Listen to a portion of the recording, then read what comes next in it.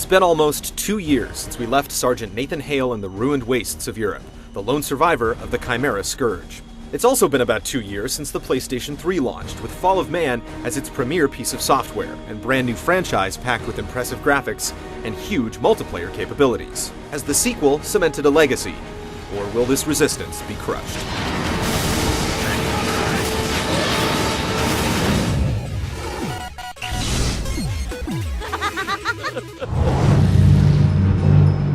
Things pick up immediately after the first game, with Hale being taken in by the Black Ops Special Research Projects Agency, or SRPA.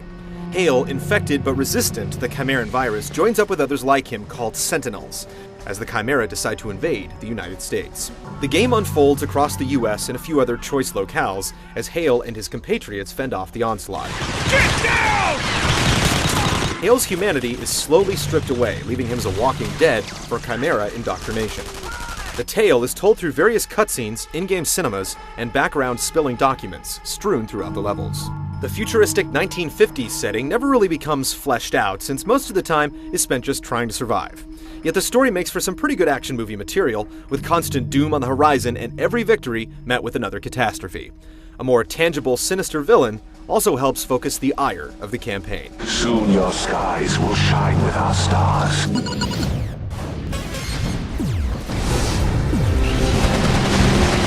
This time around, the boys at Insomniac have decided to fall more in line with modern shooter perceptions.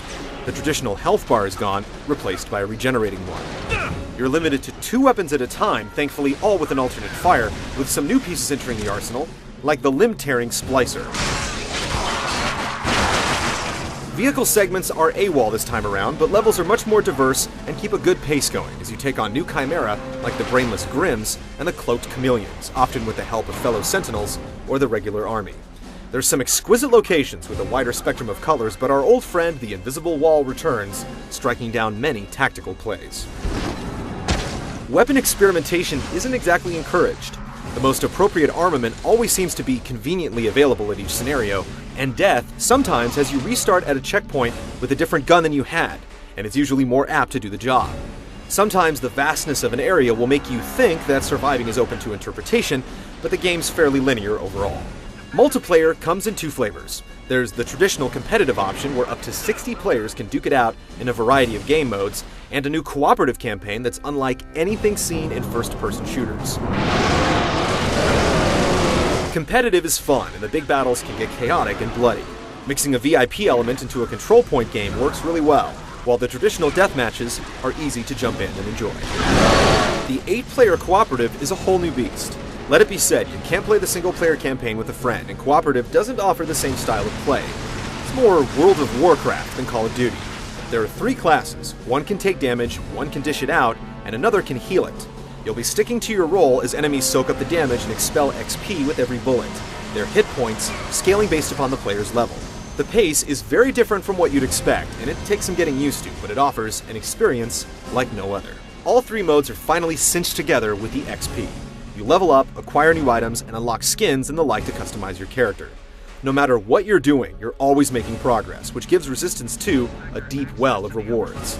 It may be a little inflated, but Call of Duty 4's Prestige mode can testify that if you make it attainable, someone will unlock it. While there is some conflict in design choices, Resistance 2 is all about diversity in the weapons, enemies, settings, and multiplayer options. A campaign that stretches over 10 hours doesn't hurt either.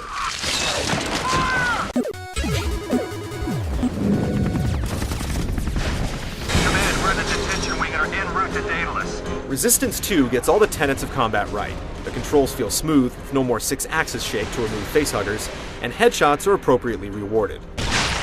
The Chimera Horde put up plenty of challenge, more with sheer numbers and firepower than proper intelligence. The Grims are brainless and just swarm, and enemies in general seem to ignore your fellow soldiers and hone in on you.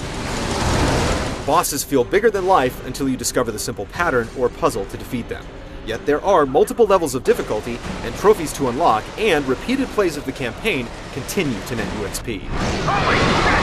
Strike on! Strike on! It can become incredibly addictive. Chimeran shock troops do know how to take cover and exploit yours, and it's one of the few games these days that gets better as you go. Playing with all the weapons in their modes is satisfying, but Insomniac's penchant for creating inventive ways to destroy is a little muted here. Though we realize that some consistencies are essential in creating a universe, a few too many armaments return from Fall of Man. The competitive multiplayer is fine on all fronts, with objective-based gameplay, and breaking 30-man teams into more manageable chunks keeps things motivating. Lag isn't really an issue, even with 60 players in a game at once. Resistance 2 plays like a typical first-person shooter. There's no real hook to the gameplay, but what's here is executed extremely well.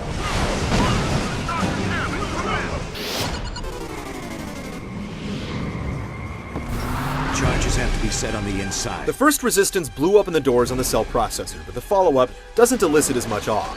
The fact sheets say that Chimeran polycount is doubled and things like that, but we can't really see it.